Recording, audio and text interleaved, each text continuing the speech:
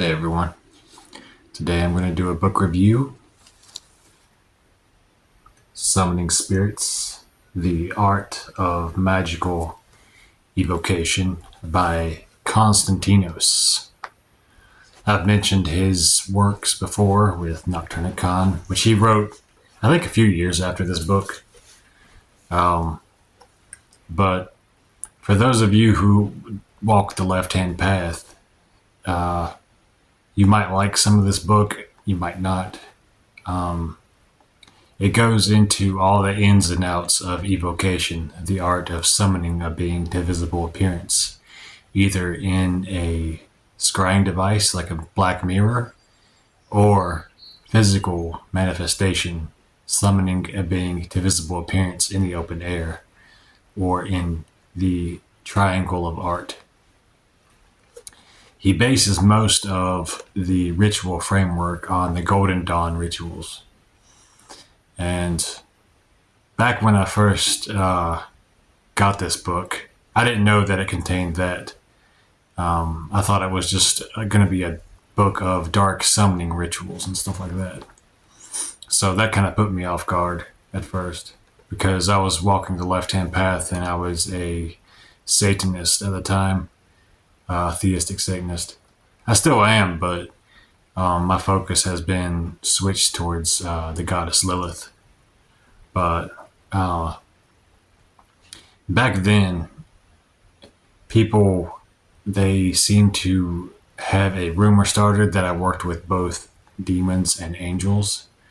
And they said, oh, you have angelic energy around you and things like that. And I wasn't even doing anything of that sort at the time.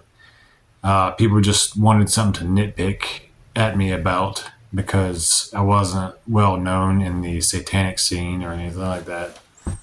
And you know, all those online Satanists, they can't tell if they're coming or going.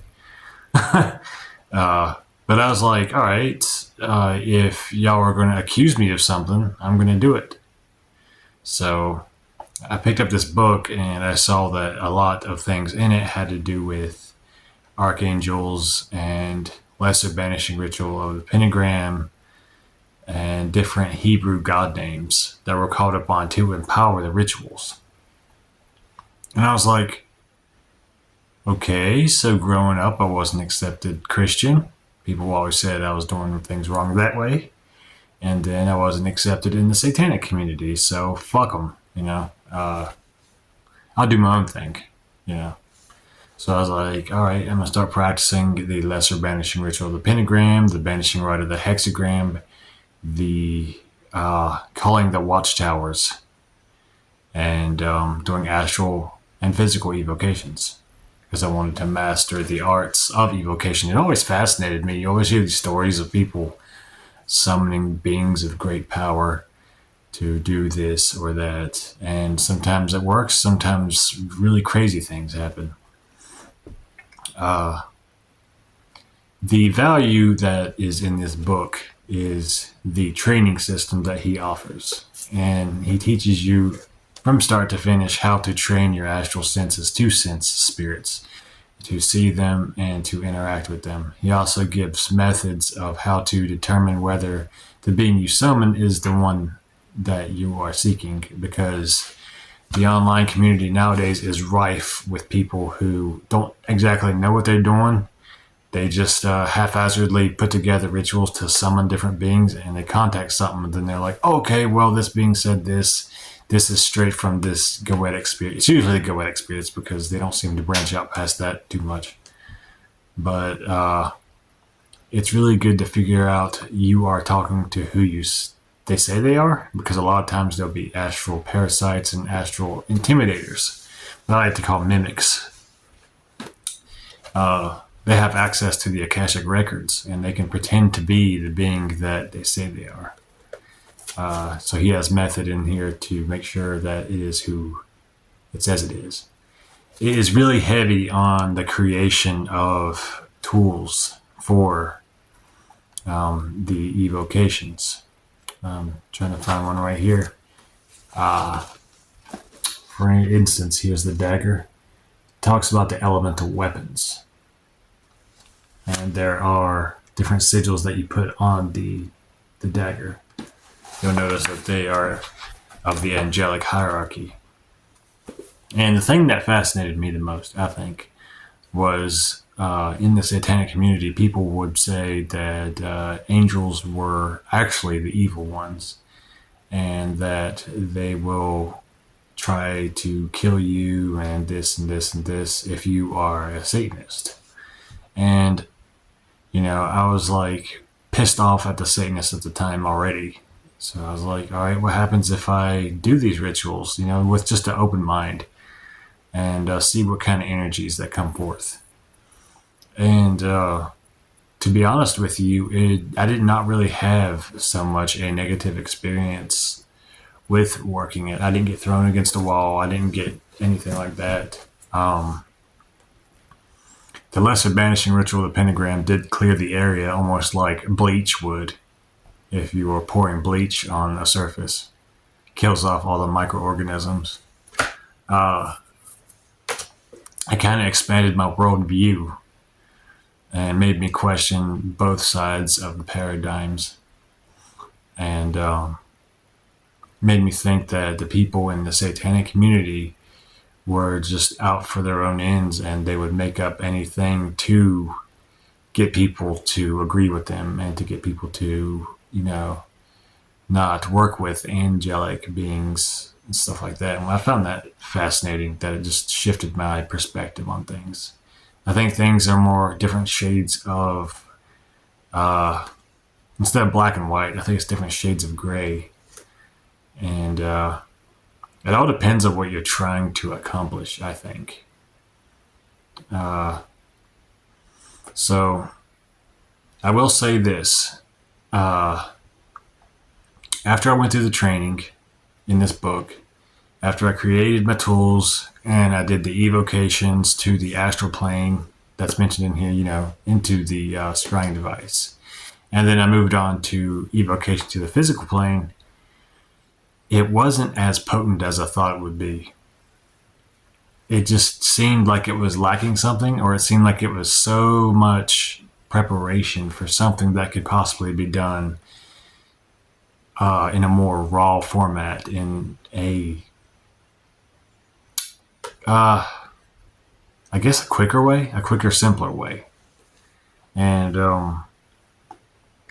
I compared it to the summoning a goetic spirit that is mentioned on the Joy of Satan website, where you go through Satan and then you chant the name while visualizing the sigil.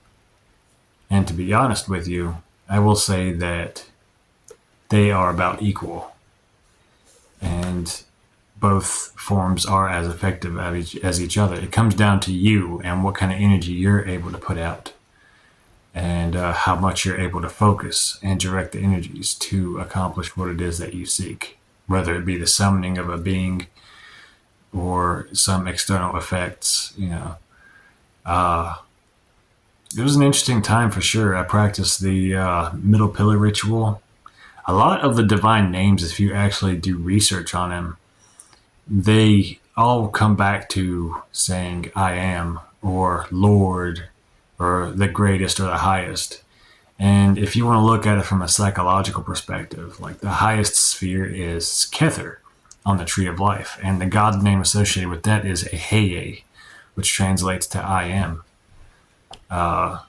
Some occultists use that name for the crown chakra when they're working certain energies. So it's basically bringing it all down to you empowering yourself. To be honest with you, when I called the watchtowers, the archangels and stuff, to empower the circle to call out to the being and summon the being, it felt more, I guess you would say, like Zeus energy. That's the best way I can describe how I felt, how empowered I felt.